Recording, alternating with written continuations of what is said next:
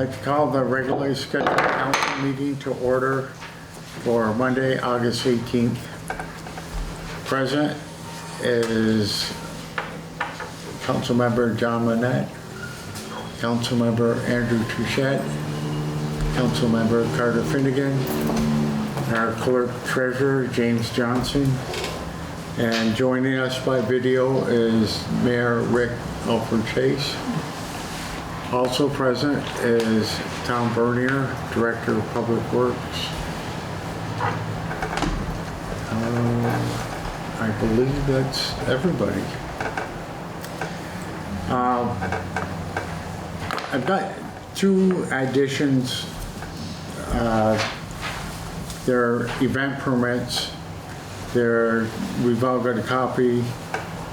One is the Kingdom Trails, and the other is a special event at Eden Ice.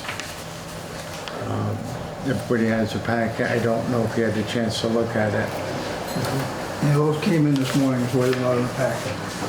And both of them, they need them both before the next council meeting. And one other minor thing pointed out by Council Member John. On the agenda, if you look at it, on the second page, it goes 8, 1, 9, 10, 11, 12. Let's just change that 1 to 9 and increase all the other numbers by 1. So it'll be 9, 10, 11, 12, 13, 14. Thank you, John. Does anybody else have any additions or deletions? No. Mr. Johnson? No. Mr. Mayor? Nothing for me, thank you. Okay. Our next item is a consent agenda, and before we make a motion on that, I'd like to have Mr. Johnson read the results from the special election. Okay, so, for everybody that doesn't know, all the articles passed. So Article 1 was the fire truck that had the $75,000 to the $800,000. That was 151 yes, 84 no. Article 2 was the water tower. That was 151 yes, 83 no. Those two articles were one vote difference, just for curiosity's sake. Article 3 was the 1.8 million to refund the deficit in the general fund. That was 146 yes, 87 no. Article 4 was a $1 million refund to the sewer fund. That was 141 yes, 92 no. And Article 5 was to add the $220,000 to the annual budget that was approved on town meeting day. That was 121 yes and 113 no. That was only 8 votes spread on that article, but they all passed. Thank you. I would entertain a motion to approve the consent agenda with the 2 additional vendor permits. So moved. Second. Any discussion, questions? All those in favor say aye. Aye. All those against, nay. The ayes have it. The consent agenda is passed.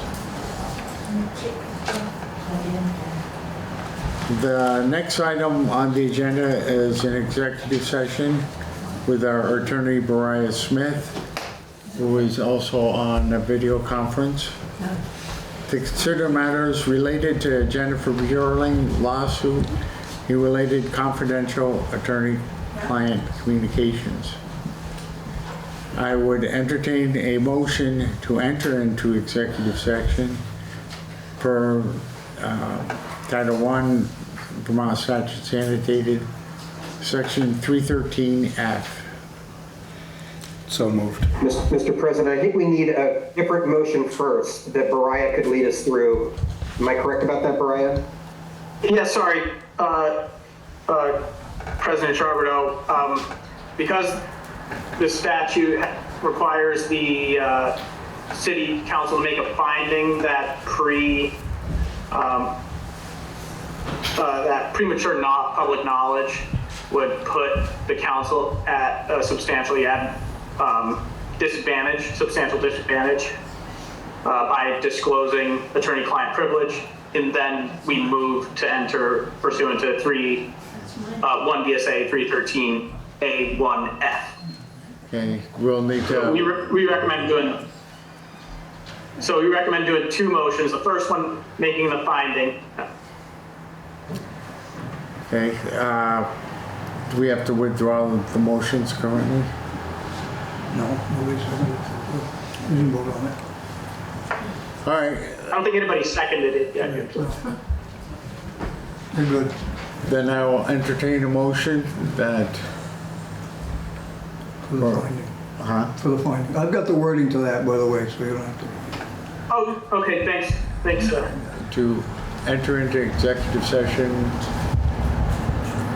because confidential. How about I say it and then you could say, is there a motion? Sorry. I move to, will someone move to make a finding that premature public knowledge of attorney-client communications would put the council at a substantial disadvantage by disclosing attorney-client communications while related ongoing litigation? I'll make the motion.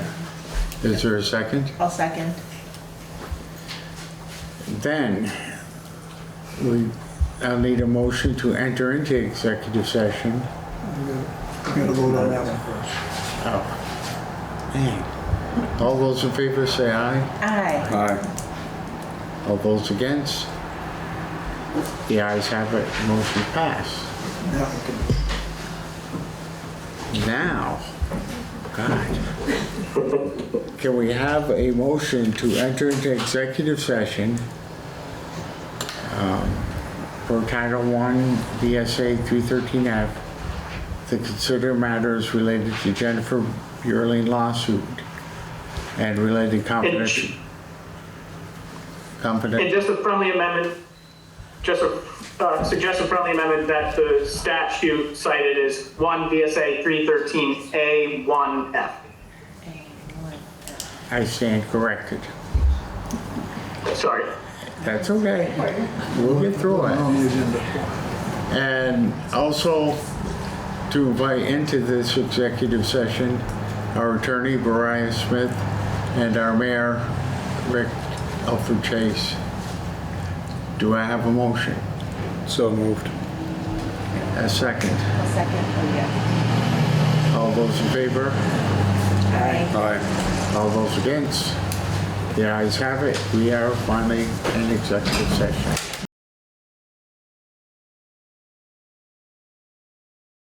Okay, we're out of executive session. I'll need a motion. I move that we come out of executive session. I'll second. All those in favor? Aye. Aye. All those opposed? Motion passed. There was no action taken. The next item on the agenda is a report from the North Country Union High School by Principal Chris Young and Mr. Dwight Burnett. Where would you like this, Kevin? Come on up. Center.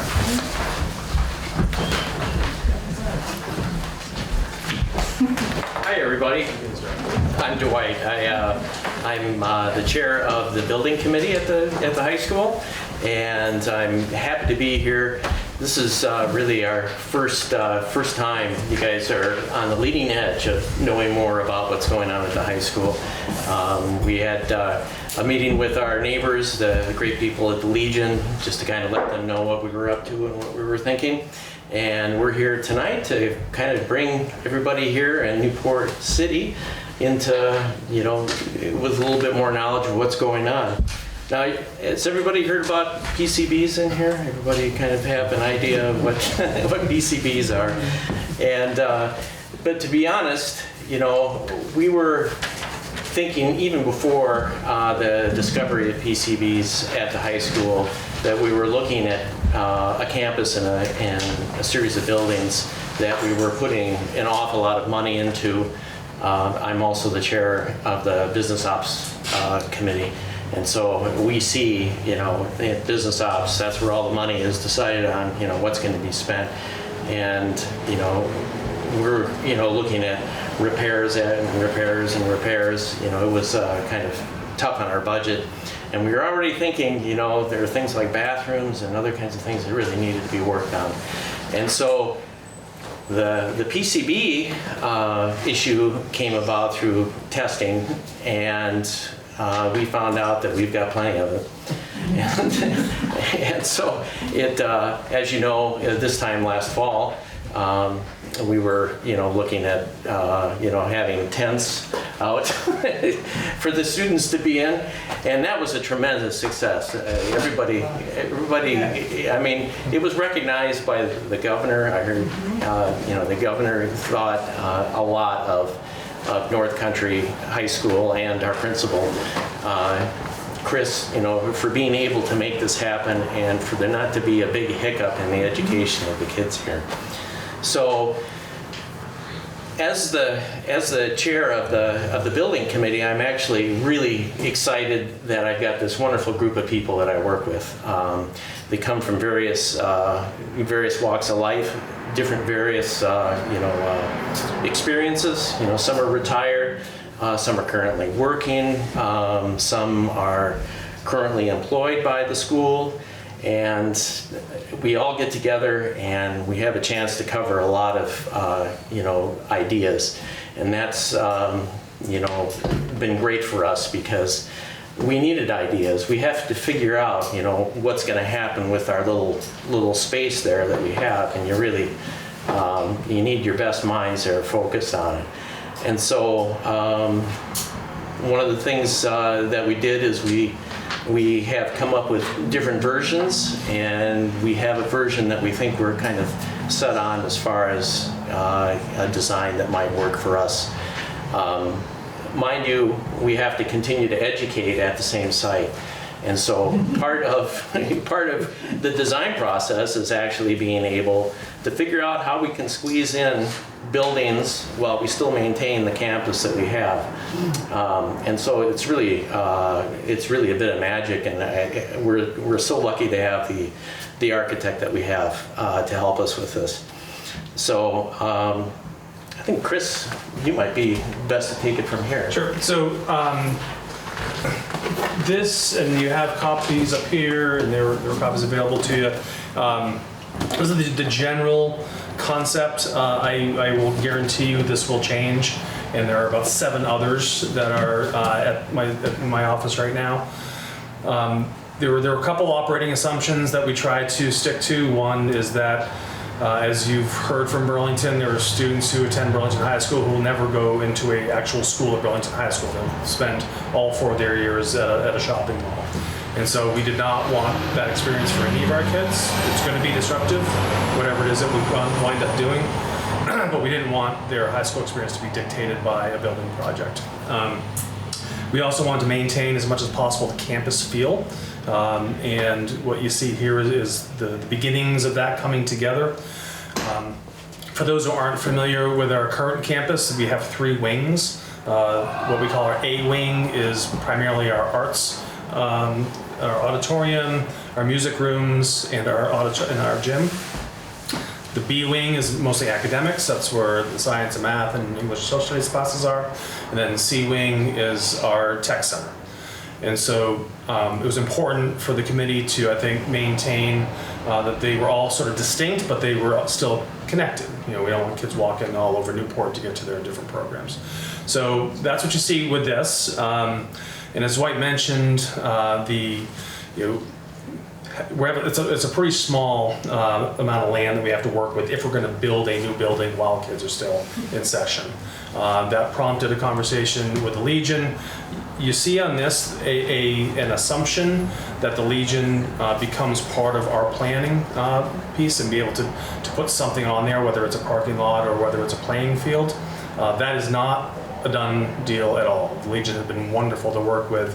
We're both interested in it, but we're not anywhere close. If that isn't in play, then that just changes our calculus as to how we're going to pull this off. So the general concept, again, is the academic wing is right in the middle. It's situated a little differently than it is now. Instead of going sort of north-south, it's going east-west. And it's longer. It's 3 stories. That's a difference than what we have right now. Because it's a smaller footprint that we have to work with. The Career Center currently is 2 stories, but potentially could be 2. This could be 3. And auditorium and gym will essentially wind up being 3 stories, so that's just how high they generally are. There are a couple curveballs out there that we haven't seen yet. One is what the state's going to do with the redistricting and what consolidation is going to look like. We don't know that. We do know that the Agency of Education acknowledges that building bigger now is cheaper than having to add on later. At the same time, we know there's no money at the state level for any of this right now. There's legislation that says that there will be money for school construction, but there's no actual money set aside. We have reached out to Mike Marcotte and had a conversation with him. He'll be running. Our delegation really has been amazing advocates throughout this whole thing. Mike is talking with the House and Senate leadership around making sure that when they start budgeting this fall, North Country is sort of first and foremost in their planning. So I'll stop talking, and I know a lot of you probably have a bunch of questions, and we'll do our best to answer them. What size student body are you designing it for? Well, that's right. Our current student body is 720. This would fit 720. It potentially could add more if we go up another floor, which I honestly, don't know what the zoning is for a 4-story, facility.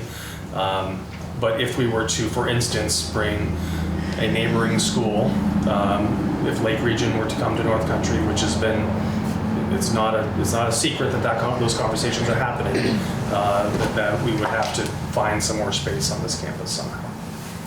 Was the existing buildings designed for what, about 1,200? It is designed in 1960 for 1,200. The current design specs according to our architect, is our rooms are, current rooms are much smaller than their design rooms now. As you can imagine, sitting kids, in 5 rows, of 5 kids each or whatever it is, that isn't how we educate kids anymore. It's much more interactive, much more hands-on, and you tend to need more space for that. In addition, because this will come up in every presentation we do a lot of work around social and emotional support and counseling support for students that tend to not happen in the community because our community agencies are just so short-staffed, they don't have the people to provide it. So we can't educate all of our kids unless we take care of the ones that are most vulnerable. So that becomes a big space issue, right? You need to have space for all these services. So, but long answer to your question, 720, depending on whether any other schools come. If that design there works, where would the student parking be during the transition? So this current, so it's hard to tell, but this is our current footprint, these 3 areas here.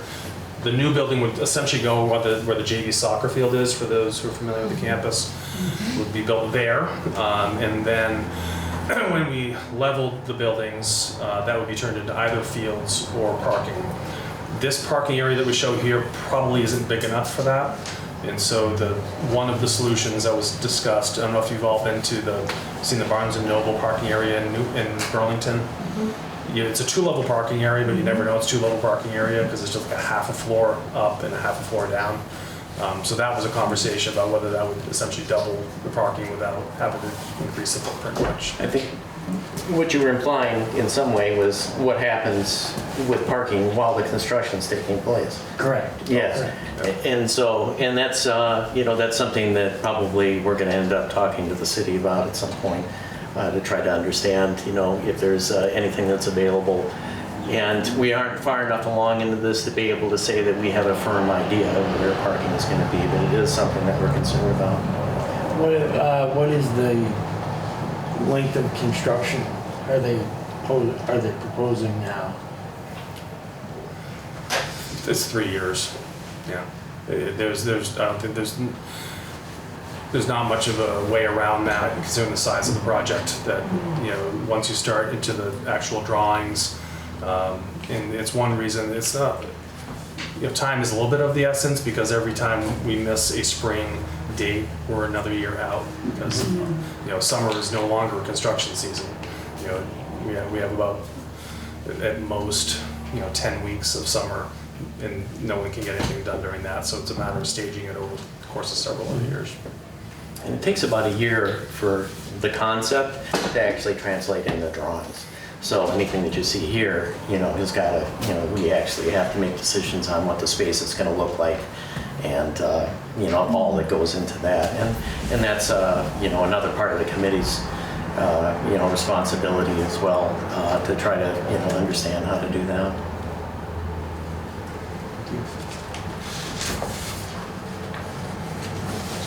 Is that okay?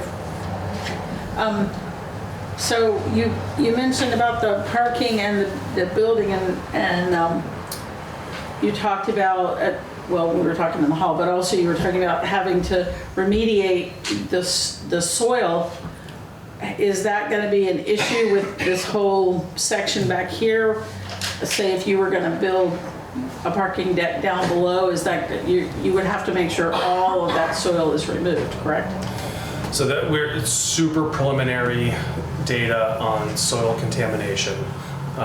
So I'm not real comfortable getting too deep in the weeds on it. Right. But there is PCBs in the soil surrounding the school, and similar to Burlington, we have verbal commitments from the Deputy Commissioner of Department of Environmental Conservation that they would treat us the same as Burlington, which means the state is responsible for removing any contamination of materials, whether that's actual PCB materials or the soil around the school. And likely, I might guess on cost, but I'm sure it's not any cheaper than when they hauled it away at Burlington.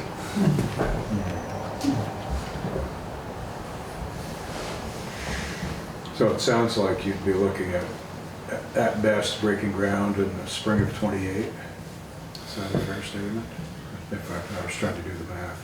There are, we haven't got this far with the planning, just very preliminary conversations with the architect around.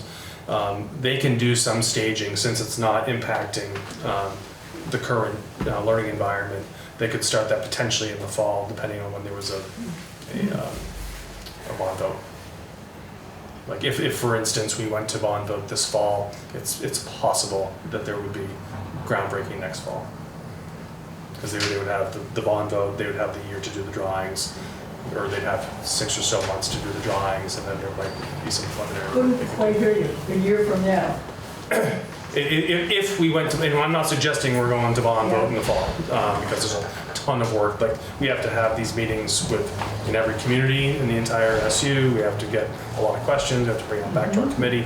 So for instance, if we were to have a bond vote this fall, and it were successful, our architects could start the bigger drawings, and that would trigger contractors being in line to potentially break ground next fall. And that's a super, my architect would shoot me if he heard me say that. Yeah. That's an ambitious schedule. I've forgotten who said that. Karen? So just a question that's probably, this would be just ballpark, but what you're looking at in terms of cost estimates, and then are you looking at grants? None of this can happen without state support. This community cannot afford a new school on its own. That's why Mike is doing his work with the legislators. We would be exploring every opportunity to find some money, and we just don't have a preliminary cost yet. Ma'am? Given that the governor has proposed a plan where there may be less school districts, would this building be able to accommodate districts that you may be getting more students from? Yeah, if we knew something, we could design it in a way that would fit other schools. Yes. Jennifer? Jennifer Yearling, Newport resident and teacher at LR. I noticed you guys looked at each other when We all know these conversations have been, tossed around here and there. And to be honest, the shorter commute to work would be fabulous for me. But with that said, I do think each of these schools have a very strong and distinct identity. And if this new consolidation legislation from the state is going to require the two schools to combine, my fear is you're going to get a lot of pushback from the residents down in the Oxu district if you guys just charge forward and plant it on your property rather than doing it on some neutral territory. So, I mean, there's no clear answers. These are tough decisions and so much uncertainty going on. But I just hope that you can maybe factor everything into the best of your ability and consider those other options, because if you want it to go smoothly, I don't think just mandating LR to come up to North Country is going to solve, I don't think you're going to get the fruit that you want. Yeah, it's super fair point, Jen. And we're obviously not mandating anything. It will be driven primarily with the state. The problem, one of the challenges is that we have to look out for North Country kids in the meantime. Right. And so we just don't know what hand we're going to be dealt when all that work is done. I would say, who knows? There are lots of possibilities if the timing works out to adjust this in a bunch of different ways. Have you reached back out to the school boards of Oxu to kind of restart these conversations given the legislation that's flying around? That they might be more receptive at this point. Do you want me to answer that one? Yeah. So just last, 2 weeks ago, the supervisory union boards of both SUs met along with Kingdom East and began the conversation of what if. So those conversations have happened once, and I think there's another one actually planned for August 22nd, I think is the next one. So yes, people are having those conversations. Okay.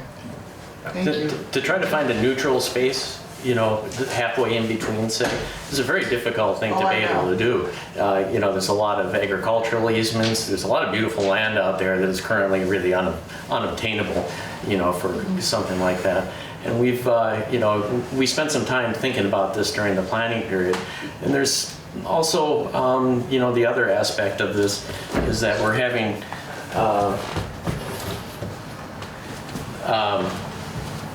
I lost my train of thought there. I shouldn't have taken your... Yeah, it took my prop away, and it's all gone. Space for... Yeah, the expense involved in trying to have things like sewer and electricity and all those kinds of things. We kind of have a known location with a known, known cost associated with it. We're fortunate to have, it located in the city where we can engage all of that. Those kinds of things, according to our architect, would drive it up a lot. And so that's another aspect of it. There wasn't, any thought to try to, make it that this is the only place it was going to be. We actually thought a lot about other places as well. This is sort of to piggyback on what Jennifer said, but it does sound like you're sort of almost caught in a situation where you need to start something now because it's going to be 3-4 years before we're to an end. but you almost don't know where the rest of this picture is going to take you. What I see is kind of the flexibility in a building, you know, the 3 floors or 4 floors or wherever it goes, but it's an interesting concept.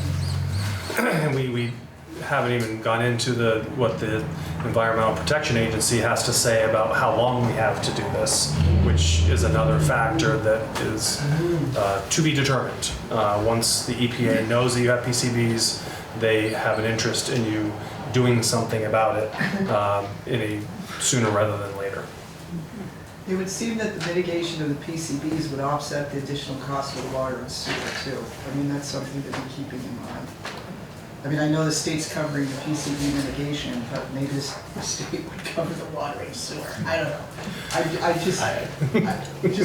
Having taught for quite some time down at LR, I know how proud they are, you know. And they have every reason to be proud of their institution down there. There's no question about that. And we get along really well with Lake Region. There's a positive relationship. There always has been. Right. And so, you know, besides a rivalry, you know, which is natural between 2 schools, I mean, you know, so, but there is in the backdrop a political conversation that's occurring, you know, having to do with, you know, how to fund education. And so, you know, in the backdrop, there's something else, you know, it's like you said, there's other things going on while this is happening. And so. I'm really happy I don't have your jobs right now. I have a question about, so it sounds like this is a pretty preliminary conceptual plan. When do you gather inputs from the students, and when do you gather input from the teachers and the staff that work in that place? Because this sounds, don't get me wrong, great reason to do something about it is the contamination. And I also see the value in consolidating the floor plan to accommodate active learning and maybe even phase out the buildings, and that makes sense. But with a new build, like that just gives me so many ideas for doing things differently, right? If you you are starting over new, and then so I heard the increase in the classroom space because teaching pedagogy is evolving. But what are other things that like you're maybe excited about, or is that just too soon yet and we're still in the conceptual? But when do you incorporate those like other ideas into the design? Well, so teachers do sit on the committee, so we got staff input. We're so preliminary that it hasn't made sense to involve students yet because they're going to be interested in what color the walls are, like how big is the cafeteria, like things along those lines. And it's great because you get a lot of school spirit when you do things like that. Single stall bathrooms, like that's gang bathrooms, no more, right? All single stall, like that's just is a more humane way to do business with students. So anyway, there's a lot of excitement in my mind around designing space that is intentional for supervision and for community use. So if you look at the arts, auditorium, athletics, there's a lot of community traffic that goes into those areas. And right now we're not designed particularly well for it. You do go into the auditorium or the gym, but it's a long walk, to get from the parking lot in. And I think a unifying lobby concept. I was talking to some folks out in during your executive session where you walk into a newly designed school today, and it's a big lobby with the offices here, and the auditorium is here, and the library is here, and the cafeteria is here, the gym is here. And so it's a spoke around all of that, and it's a better feel, it's better, easier to supervise, and so things like that get kind of exciting. In my opinion. Yeah, for sure. Any other questions? Well, thank you. Appreciate the time.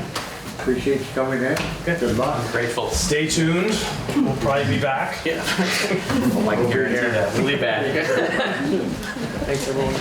Courage. Chris? Okay. Oh, I don't need that phone. We're cell phone free school now. Item number 6, Newport Downtown Development Report with the request for council approval to circulate RFP, I forgot what the acronym, request for proposals for real estate attorney and TIF experience. And Mr. Dave Duforce is here to explain more of this. Good evening, everybody. Good evening. So just wanted to give you just a real quick update on how our work is progressing with White and Burke. So coordination with Stephanie at White and Burke remains strong. We have regular strategy meetings and sessions and focusing on the downtown development opportunities almost on a weekly basis. And that work is going very, very well. And we're very pleased with the work that her and her team are doing for Newport. We've initiated active discussions with multiple landowners and developers regarding a potential anchor project in the downtown district, including mixed use and commercial concepts. VHB is currently scoping infrastructure needs for our identified project sites. Their findings will inform White and Burke financial modeling to assess whether a TIF district can sustainably support the required improvements. So that work has just begun and that's going well as well. So we're now ready for another step in seeking legal representation for the city. This work will include drafting, reviewing, negotiating purchase and sale agreements, leases, easements, and other real estate documents, conducting title reviews and resolving title issues, advising on zoning, land use, and permitting matters, representing the city in real estate closings on related proceedings, public-private partnership development agreements within the TIF district. This includes drafting, reviewing, and negotiating development agreements and addenda with complex public and private financing and funding sources, including, but perhaps not limited to, tax increment financing, and then any other legal services that are required by the city in that time. The plan for funding this work, for this legal work, is to use the Walmart funds. But I do want you to remember that if the city does proceed with the TIF district and it's approved by the state, these legal costs can be included in the TIF district and the Walmart fund can be reimbursed so that the city can continue using those funds on future economic opportunities. It's our intention to send out this RFP tomorrow if you approve it this evening. And then we will return at your September 8th meeting with proposals and our recommendation. So that's what I got. And we've already allocated the Walmart funds to this. That is your pleasure tonight, but that's what we're recommending. Yeah. This is good though. Wasn't there an initial thing whether the TIF was even possible for the community? Then once they clear that hurdle, then you get to this. Right. We need this piece to determine if TIF is going to be viable. So there's still a lot of work to be done and analysis to be done to determine that. Any questions? And this is just for pretty much for lawyer fees, to reach out to contact, have a lawyer on retainer. Yeah, correct. Okay. Correct. I'm more familiar with construction RFPs, and a 3-week turnaround is a little squeaky tight, but I don't know if that is not applicable for the lawyer realm of things. Is 3 weeks, y'all are expecting a good, Yeah. okay. Mm-hmm. All right. You have a target list of firms, I'm assuming. We do, we do. And that's another reason of the urgency is they're very busy, so Yeah. we need to get space on some of these. Do they know what the estimated cost will be to get started with? That's hard to determine because it's all dependent on the need as we work on individual projects. Yeah. But that'll be coming to you guys as things develop, obviously. This is just to pick the firm initially, and then you'll be involved, obviously, as we start the work. So the RFP can't go out the way it's stated. If the money is coming from the city and the documents are going to Newport Downtown Development, it should be coming into the city, not Newport Downtown Development. We can't start blurring the lines between the development, which is a separate organization from a municipality. So if this money is coming from the city, which I understand you will ask for Walmart funds, if you'll see in the document that's presented, it states that it should be mailed to the downtown organization. That the downtown organization is not authorized to speak on behalf of the city. They do work in the city, and their charge is to develop the downtown, but they don't speak and hire on behalf of the city. So there's no vote in place, there's no authorization for the downtown organization to actually do this work and receive these documents and do the analysis on who gets hired. That makes you the employer, not the organization, not the municipality. So I would say you need to review that RFP and not blur the lines between the municipality and the nonprofit, non-governmental organization. It's an important distinction. So to be clear, the contract is with the city. Newport Downtown Development is just receiving the proposal. It shouldn't be receiving the proposals because technically you should be receiving the proposals within the city for review within the city before it goes out for consideration for a vote or anything like that.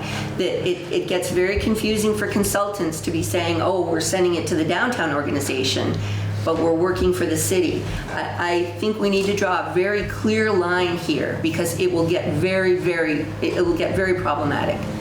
So I suggest in terms of just process that this clearly go through the city if the city is going to fund this, and then work with the downtown organization to set up some sort of official conduit on what you can do and also what you can't do. You cannot speak on behalf of the municipality.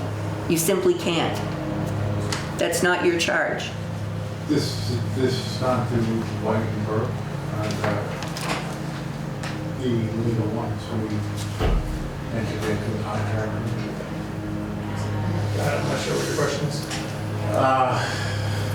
Like this request for a proposal, who drew it up? Whitenburg assisted us with it, yes. Okay. Yes. So they would have considered And it's no different than the writings that we did with PHP. So we currently have a contract with Whitenburg on Yes. to do this. And we also have a contract with VHB, Right. which was the same process that we took. And this will be identical to that process. I just don't think it's transparent enough. I think it's problematic. And Yeah, I was just curious about the amount of money that we're talking about. I believe there was only, maybe at the beginning of the month, about $400,000 or so left in the Walmart funds. That money is to pay Whitenburg for the first stage, which was the one that Kevin, I believe, was referring to, which was to determine whether or not it's even feasible for us to do this. And now we're hopping into other things. I would like to know how much money, before you guys make any decisions, how much money are we now estimating we need to pay Whitenburg out of the Walmart money for stage one? Just to all the work that they've already done, because there may not be very much money left for this. And then we do need, it seems to me, some order of, well, if we bought X amount of real estate, because we think we need that kind of real estate, it would cost X amount of money, and to see whether or not we're even within the Walmart limit, or whether or not we, in the time of taking out a loan to cover this and a loan to cover that so that we could possibly wind up, even by the end of the year, can afford extra monies for this. Also, when I looked at I did not receive a copy of the RFP, if I've got the letters right, because that was an alphabet soup for me. None of us did. I'm sorry? None of us received. So does anyone have an extra copy so we can even look at it to know what we're talking about? It was in the packet. It was council packet. online? No. The original packet did not have it. I didn't look today. I looked on Friday. It wasn't there.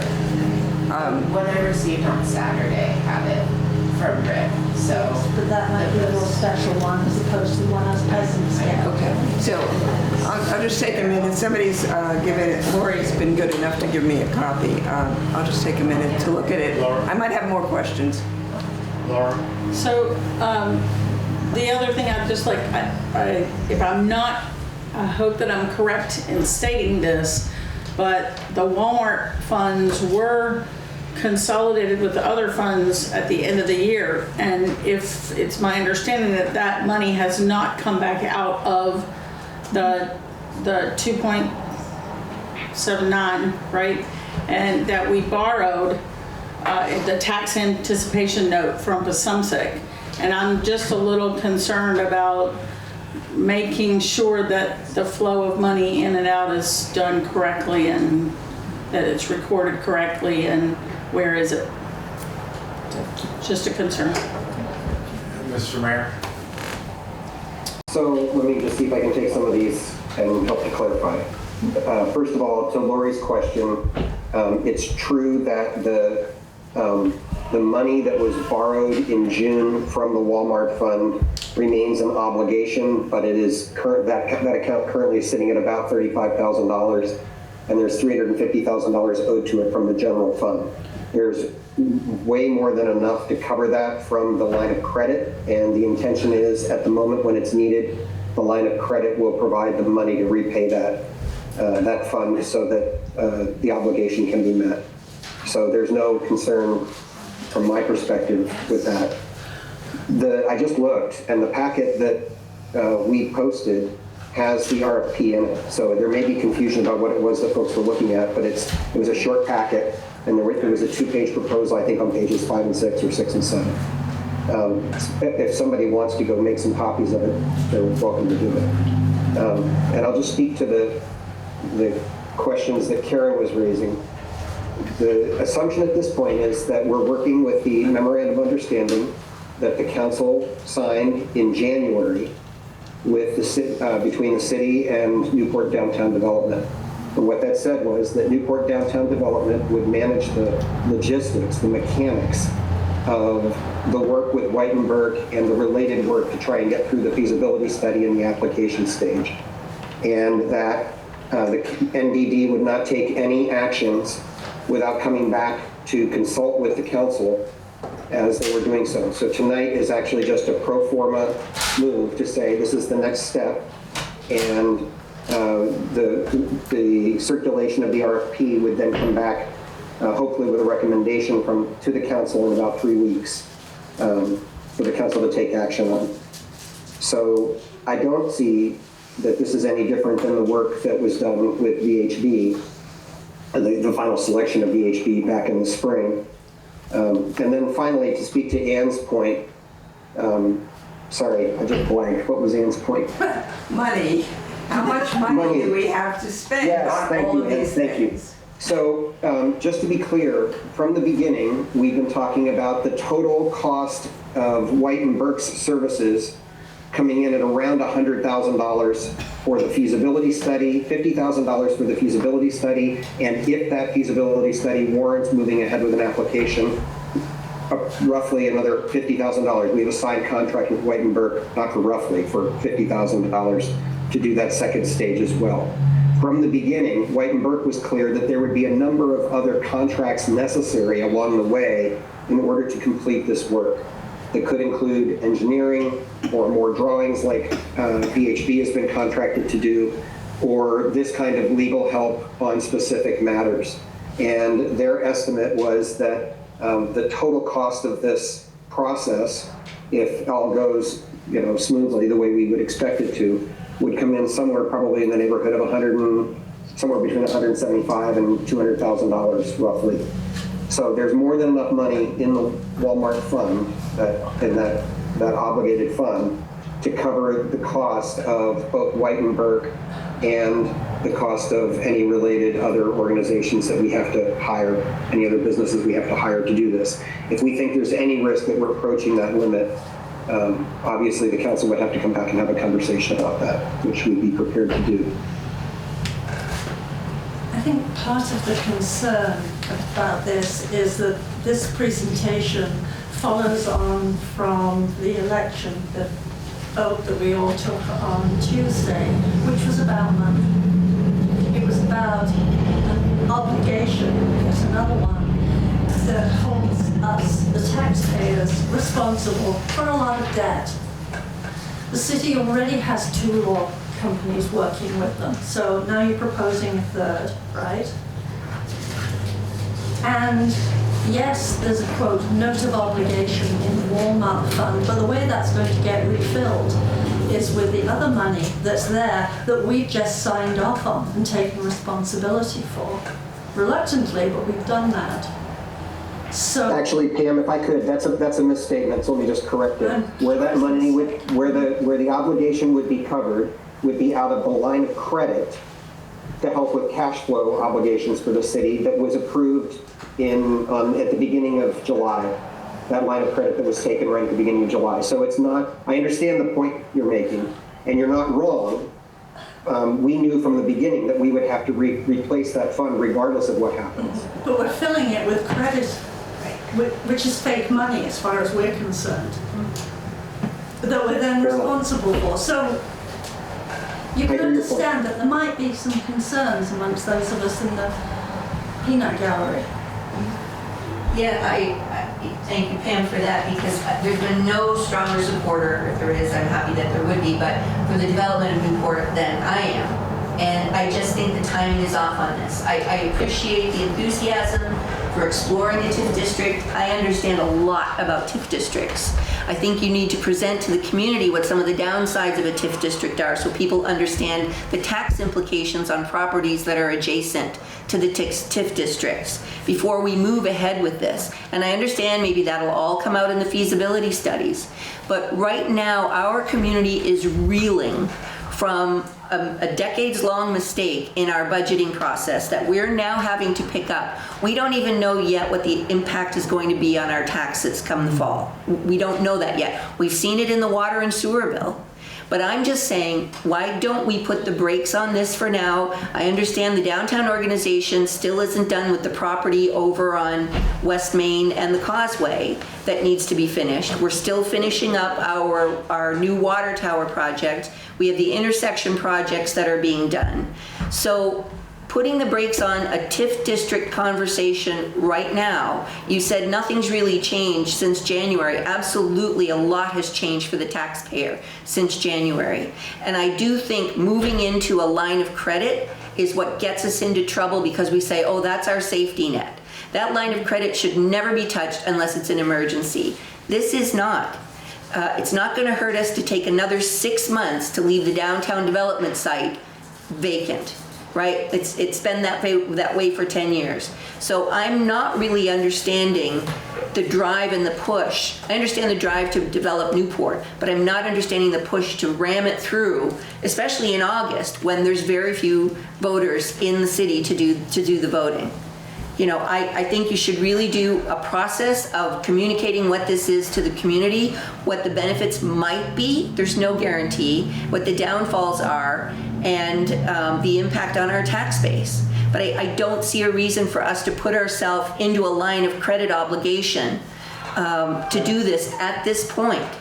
It isn't that it isn't a worthy project to look into, but it's a very expensive one, and it will cost a lot of money with the lawyers to do this.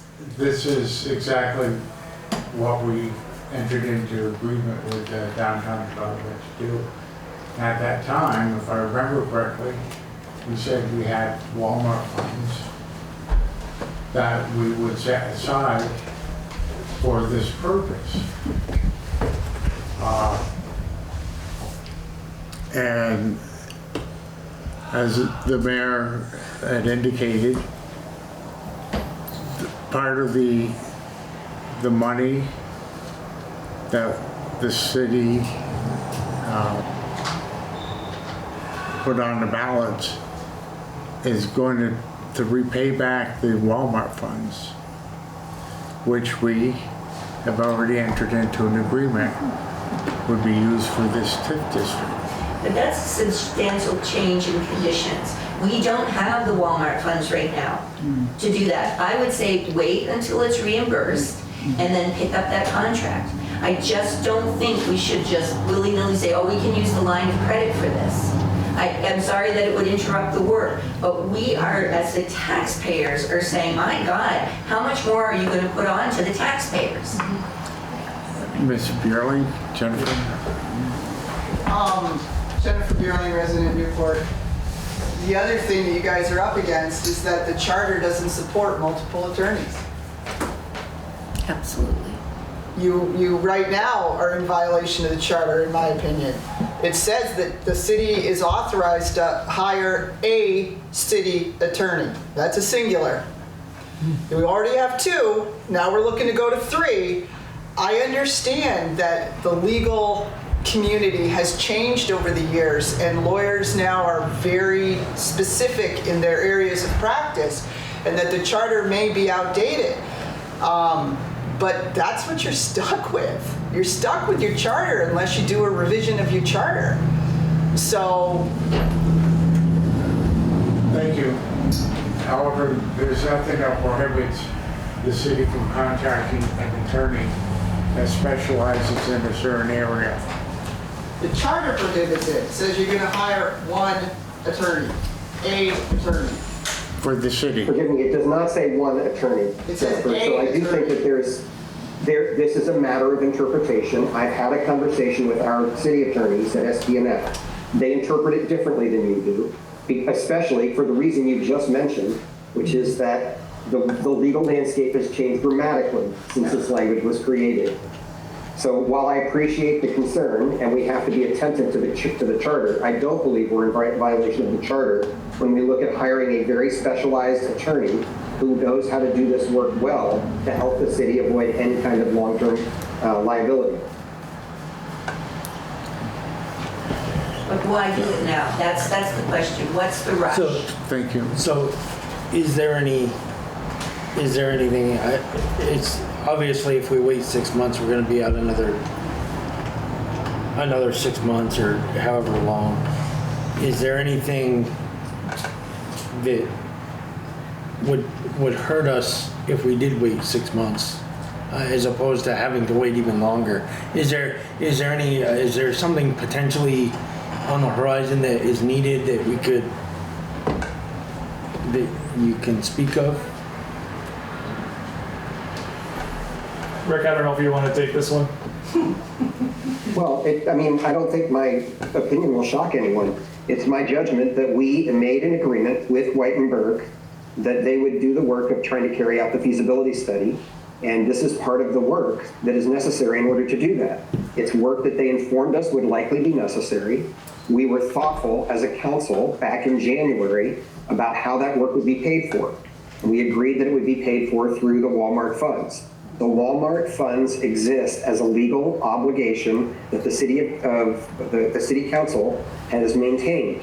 And when we borrowed money, which we did with transparency from that fund to make that last $350,000 we needed to make it through the end of the year, we had a choice at that point about whether we could immediately repay that obligation to the Walmart fund or put it off for a period of time in order to avoid paying taxes on it, avoid paying interest on it for as long as possible.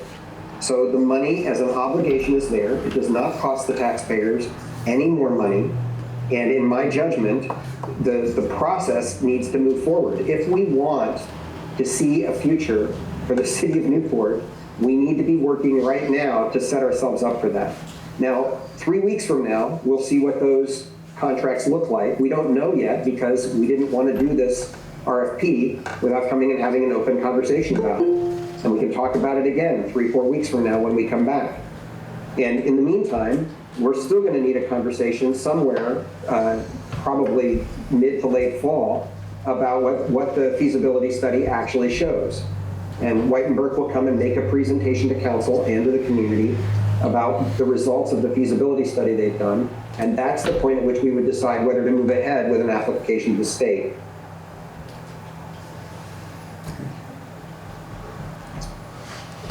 And we all know how concrete I am. I hear real estate agent, and I think somebody's going to be buying property. And then I think, who's buying property? Are we buying property?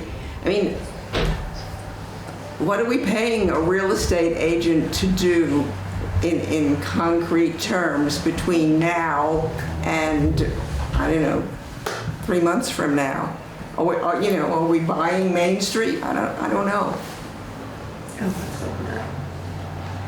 I don't think we know how to answer that question, Pam. What we're trying to do is make sure that if and when we have a need, we have access to the right attorney to help us with the process. That's all we're doing at this point. So basically, what is being asked of the council, if I understand it correctly, is just a request for our approval to circulate this request for proposals for a real estate attorney with TIF experience. We're not entering into a contract. You're basically saying, we would like to put this out and see what attorneys are available. It's not going to cost money tonight. It's just, going forward in full transparency to get real estate attorneys. With that in mind, I would entertain a motion for our approval for them to proceed for a request for a proposal. I'll make that motion. Okay, I have a motion. Do I have a second? I'll second. All those in favor, say aye. Aye. Aye. All those opposed, say nay. Okay, the motion is passed. Thank you. Yep, thank you. Thank you. Okay, item 7. It's possible review of financial reports, but I don't see that we have Chip Stearns. I have a notes from him, and then I'll kind of bleed into my update onto the next agenda item if you allow it. I can speak to what he would. Do you want to then move on to item 8? Sure. And we'll let you go first. It's a task force reports. All right, great. Last Friday we had a rare off for the financial task force. And I just want to take a moment to appreciate all that came out and voted on Tuesday during the special meeting. Whether you voted in favor or not, I appreciate you turning out and your interest in financial spending. Chip is still working with the auditors for fiscal year 2025. The tax anticipation line of credit is at $1.3 million as of today. The general fund checking is at $521,830 and change, with both payroll and accounts payable to be proceeded this week. The interfund amount owed to the general fund from other funds is $1,385,865. Sorry. Normally we have the report and we can see the differences. I'm just giving some updates.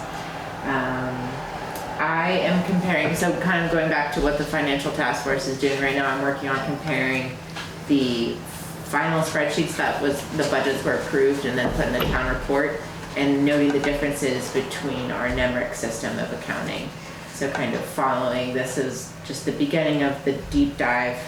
And I have finished the water and sewer funds, and there were some differences to be addressed. And I'm currently chipping away at the general fund. And I hope to be done with that. I will be done with that by Friday's meeting, so we can discuss that further. So that's kind of big picture where we're at. I know, sorry, just to read numbers.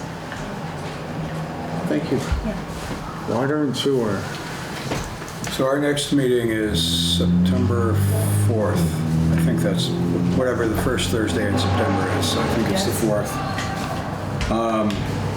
And we're going to be continuing to look at the ordinance and We also need to start looking at the budget reports for the last quarter and the billing for the last quarter, and then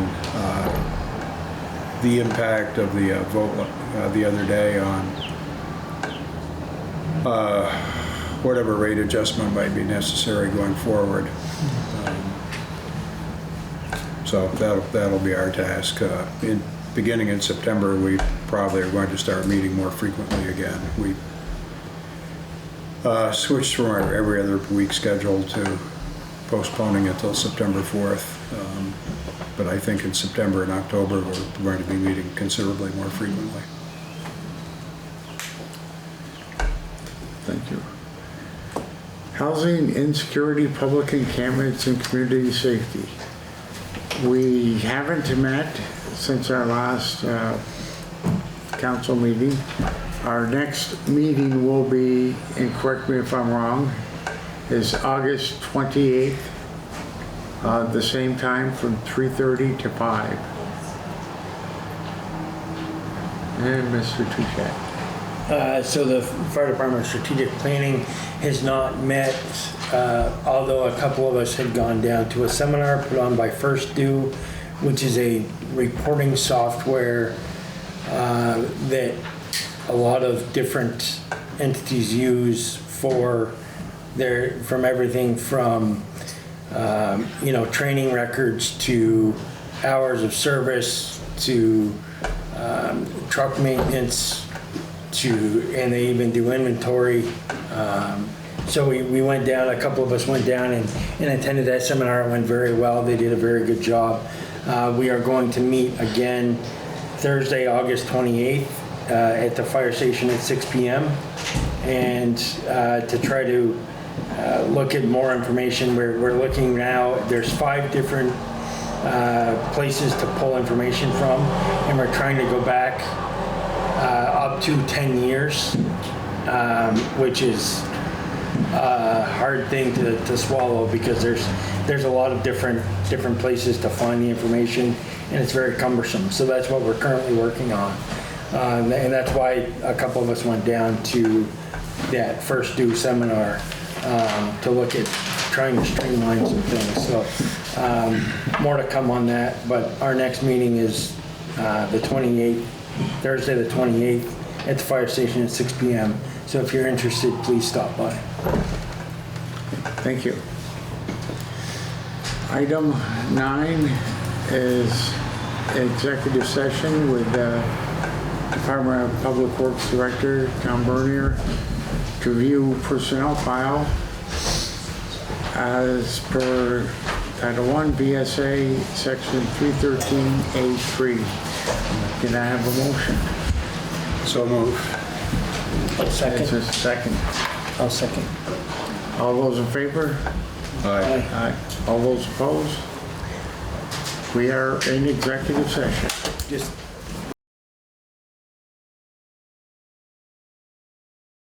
I would entertain a motion to come out of executive session. So moved. I'll second. All those in favor? Aye. All those opposed? Motion passed. No action taken. Next item on the agenda is public comments, I believe. Yep. yes. Ann?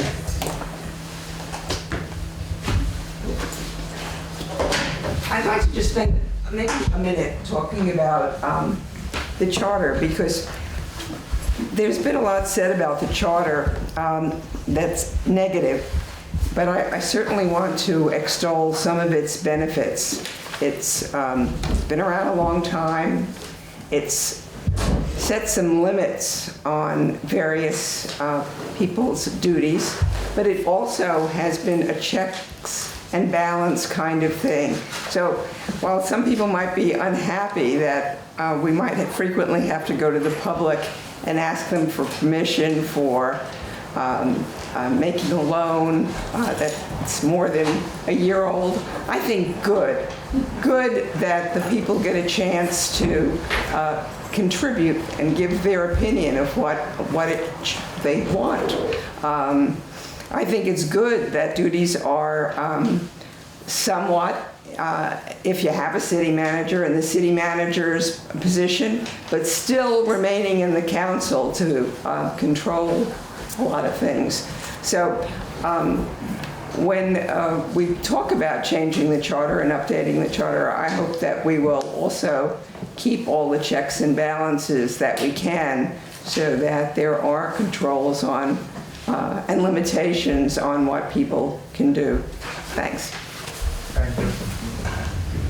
Karen? Just say I agree with Ann. I think it's important to have checks and balances. And I think ironing out some of the inconsistencies between the two documents we work with would be helpful. But I think it's important to have checks and balances.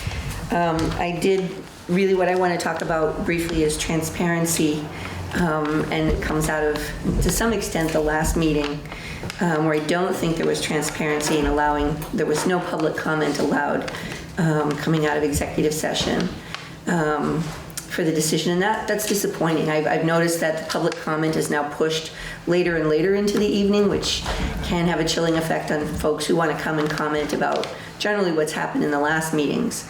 So I just, suggest perhaps that the council reconsider putting the public comment toward the front of the meeting, but that's up to you. But I did want to say that it just seemed poor timing in the way that it was orchestrated and the way that it was said with the issues that we've had with the finances, that it seemed when that decision was made by the council for the Planning Commission, that it was sort of indicating that this person had more to do with the finances than perhaps that he did. And I think that's unfortunate because it's clear this was a systemic problem when you look at it. And my question about the finances is, where were the auditors in all of this? The auditors approved these budgets year after year. They went through them with a fine-tooth comb. They're the ones who look at process.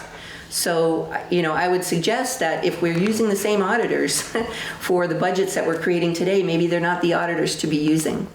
So that's essentially what I would want to say, is that I think we want to be careful at pointing maybe naive and uninformed fingers at individuals.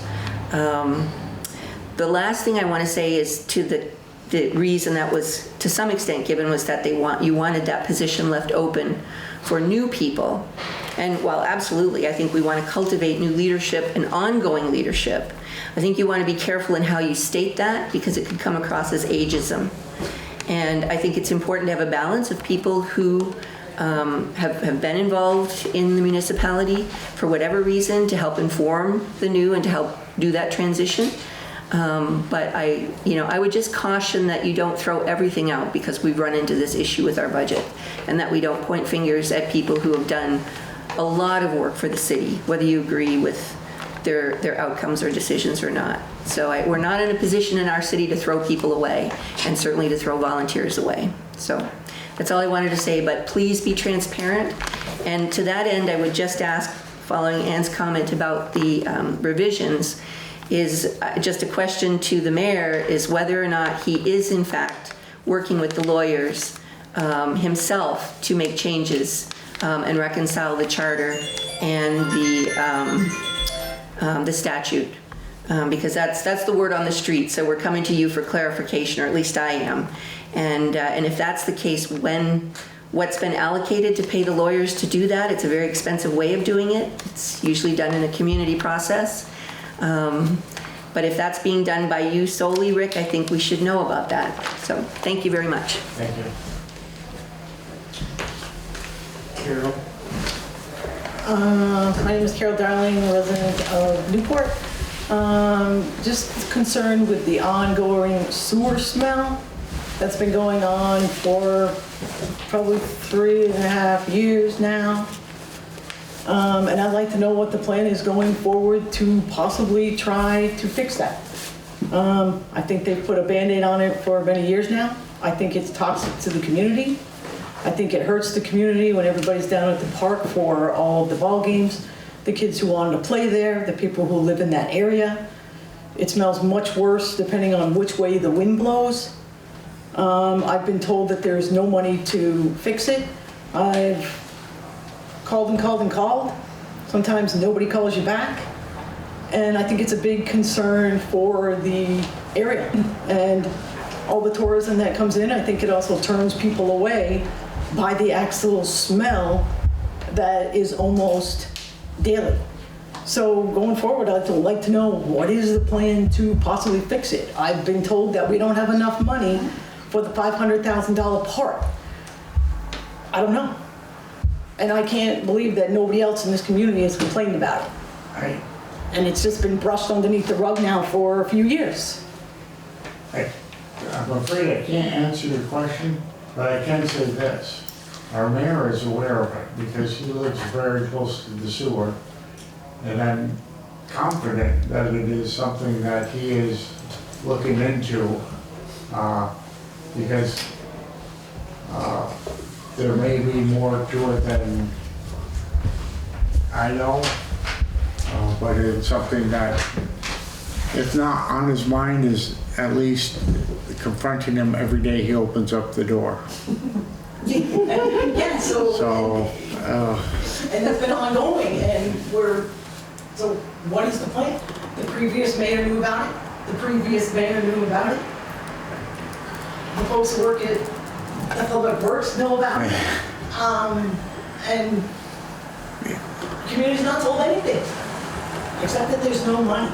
So is there any possible way we can try to get a grant to possibly try to finally fix this ongoing problem for everybody that lives in this community? We will take that and come back to you, or we have to do some research to figure out we have to take a deeper dive into that to find out what exactly the issue is. I have smelled it, but it's intermittent, right? It's not continuous. No, it's pretty much constant. It's constant, honey, sorry. Okay. Yeah. Okay. We I'm are, just tired of the Band-Aid. yeah. Yeah, and it's been ongoing for years now. And our city and sewer water keeps going up. Our taxes keep going up. They've got to do something. And I can't believe that nobody's been bringing this up all these years. Because they have. And it's gone on dead end.